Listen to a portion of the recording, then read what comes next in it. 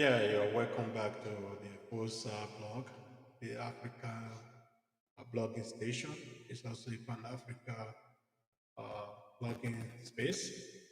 And at the same time, African Defense Line, and the educative African blogging station, and also talk about history, social, and the economic of the African continent. Yeah, you are welcome once again. My name is Dele Bello. The, I'm a son of the soil from Africa.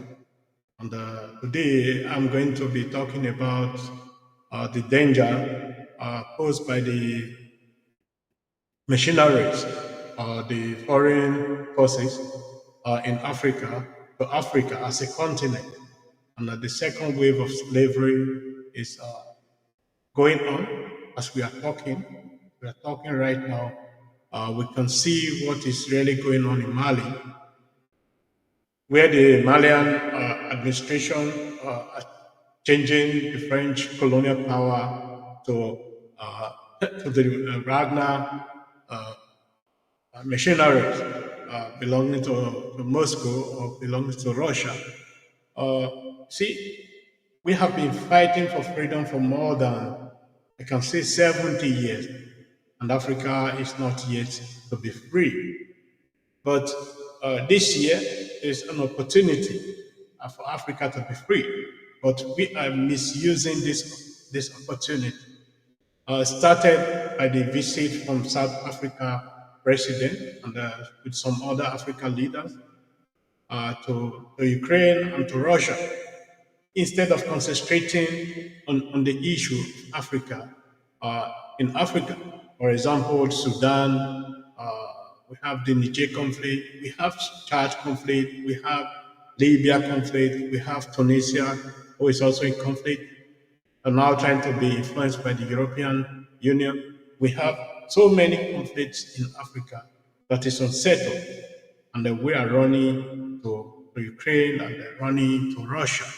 You see, when the South Africa president said, we are not coming here to, to beg for anything, or to beg for food, or to beg for financial assistance, that was incorrect, to say the truth. That was incorrect. Africa was really there to beg for something, to beg for food, to beg for food so that the international corridor should be opened for Africa, so that the grain from Ukraine and the fertilizer from Russia and Ukraine can come into Africa. You see, when we talk about Africa independent, we cannot really be independent when we depend on other people to be feeding us, depending on other people to be taking care of our responsibility. You know? An African household normally used to take over his or her household. But today we see our leaders running from one country to the others, seeking help, seeking financial help, depending on IMF loan, depending on so World Bank, depending on so many things that Africans themselves they could afford if we concentrate on ourselves. You see, South Africa president entourage to Ukraine, to Russia was a complete disgrace to Africa because it shows fully how meaningless Africa is to the world. To say the fact. Although the South African president is trying to paint this, try to paint it as achievement. For me and for people who are watching all this, it's not an achievement. You see, I think about 17 months ago, when I was talking about Russia and the Ukraine, the war about both countries, the implication that it had for Africa, many people came up to shut me up. They come up to shut me up because I told them directly, Africa is going to be experiencing food shortage, which is number one, and we are going to be experiencing change of government. Change of government that is already going on. Started with Sudan. You know? They were trying to do this also in Ethiopia, and they failed a little bit. But a lot of people lost their life in that fight. They concentrated on Nigeria for a very long time. And then Nigeria is fighting to survive. And then they were using also machineries like the Boko Haram against Nigeria, using the IPOB against Nigeria because a lot of money flow into the IPOB account from foreign forces who were trying to destabilize Nigeria. But Nigeria managed to survive, to hold election, and the people are still trying to use all this foreign power to destabilize Nigeria again. See, when I was saying this, that Africa will be experiencing this, people were shutting me up. Say the only friend Africa has is Russia. And I would say Africa has so many enemies. And Russia is one of them. China is one of them. The Europeans are one of them. The Americans are one of them. The Canadians. And I would say NATO is one of them. And at the same time, our leaders who are educated in Western world that have no have no something, have no feeling for Africa rather than their own. South Africa left Africa with more than 200 security services agencies trying to go to Ukraine. The money spent there could resettle a lot of people in Soweto, in slums of Soweto, in slums in South Africa, could resettle at least 200 people, bringing their life, changing their life to a normal life instead of rotting in this slum. You see, when South Africa president is trying to pose himself as the leader, very woefully, because he doesn't really understand the international policy, the international politics that has been played. And one of the presidents was trying to explain this. He came here to learn. You came here to learn about squandering your country's money to Ukraine. And at the same time, those African countries that are aiding Russia with their African soldiers and others. We see now today what is going on in Russia itself. Russia is experiencing something they never experienced before. Russia rented a private army to be fighting for them in Ukraine, to be fighting for them in Africa. And today, we can see what the private army is doing in Russia, trying to gain control of Russia, trying to overthrow the government of President Putin. And the same thing is going to be happening to all those African countries that contributed military forces to the operation in Ukraine, or what they call operation, or the invasion of Ukraine. You see, these people will come back home and they are going to pose a heavy threat to every government. And it's already going on because the Russian machineries, they are already in Africa.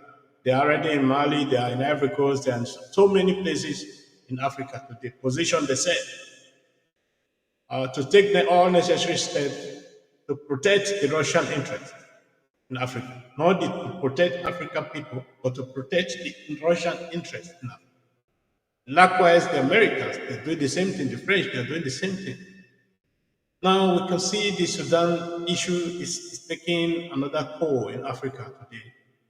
Many people lost their houses because of our stupid, uneducated African leaders who pose themselves to be leaders in Africa, who doesn't really understand what is going on in Africa and how we can defend Africa when it comes to defending Africa. Africa has been sold out for so many times, and we are now in the second phase of the enslavement of Africa. In Mali today, we are calling for the removal of all the UN forces in Mali. You see, removal is not just the problem. Who is going to fill this vacuum that is going to be left by these people? Can guarantee the safety and security of those people living in those areas? There's another issue. And now we have an issue where the Russian missionaries are there to take over those places. And once they do that, they are going to start destabilizing Mali immediately. Although I'm also in support that the UN mission there should end with immediate effect, that Africa should belong to Africa, but it should be done systematically, not to create a vacuum for those enemies of Africa to take over power. You see, when the Malian military are demonstrating themselves in the street of Mali, then I used to ask this question: who is behind all that? Where are these armies so behaving the way they are behaving? And I come to understand that people are behind them, the machineries from Russia are behind them. And this is so dangerous. This is so dangerous for Africans. Our people who cannot realize what we are doing to ourselves. Now you want to liberate yourself from France, and you are selling yourself. You are selling yourself to Russia. Not just Russia, to the Russian machineries already in Africa, position themselves. You see, Africa never think of independence. Have to be a free man, have to think freely. If you think freely as a human being and enjoy freedom one day, then you will understand the meaning of freedom.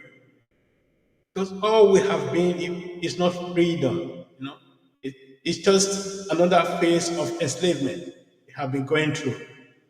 And this time around, we have the opportunity to say goodbye to all those oppression and,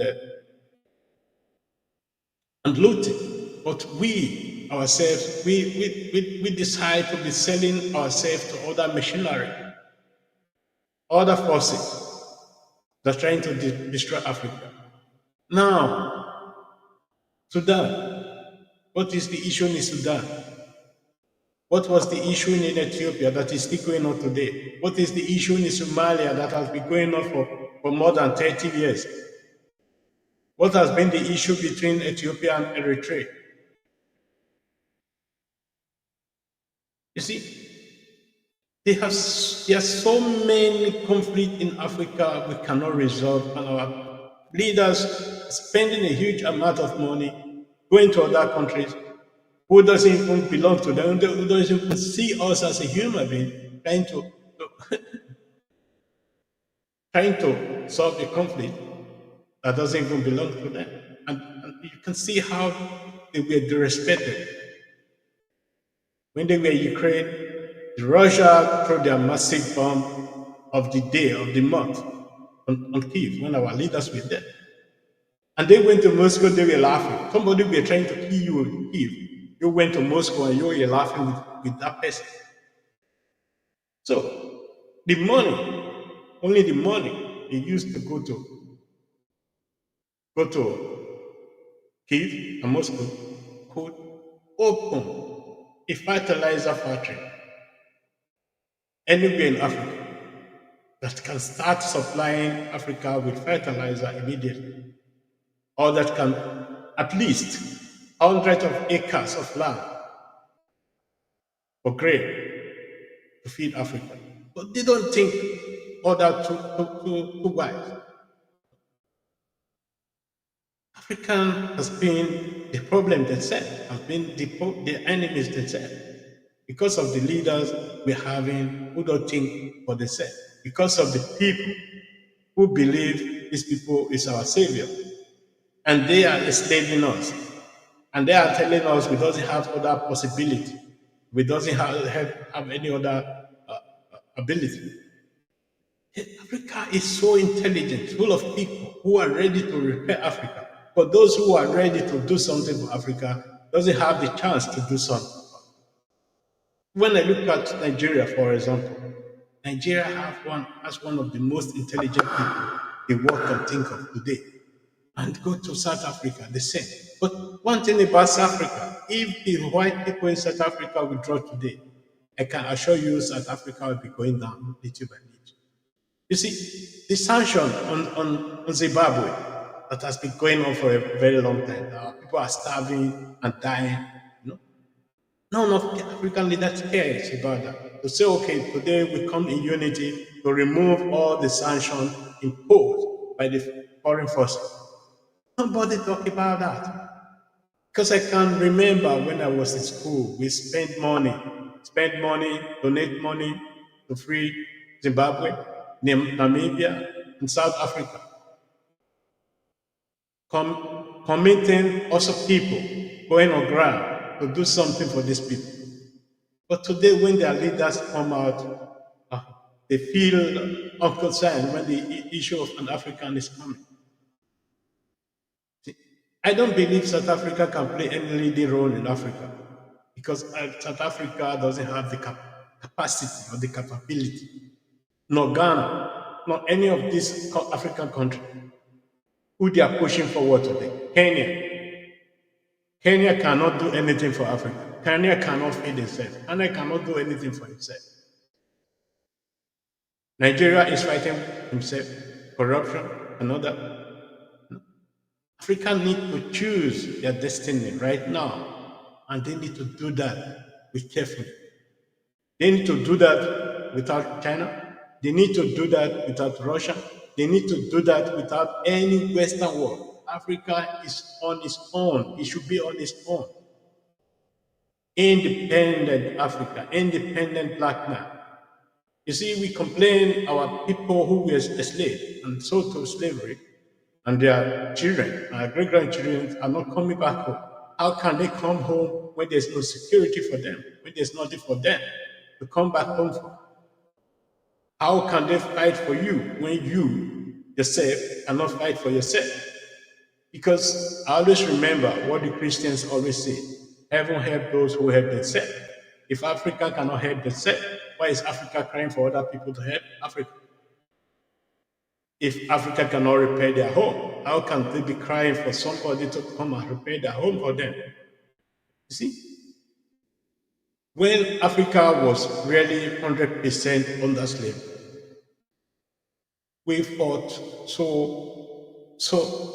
we fought to make sure Africa is free. Although some of the people who were also in Africa were selling Africa out, I would like to not to mention some names. Some names we praise today, we say, oh, this is a freedom fighter, Pan Africa, Pan of this. We say useless people who sold their people out for the English people. Some of them.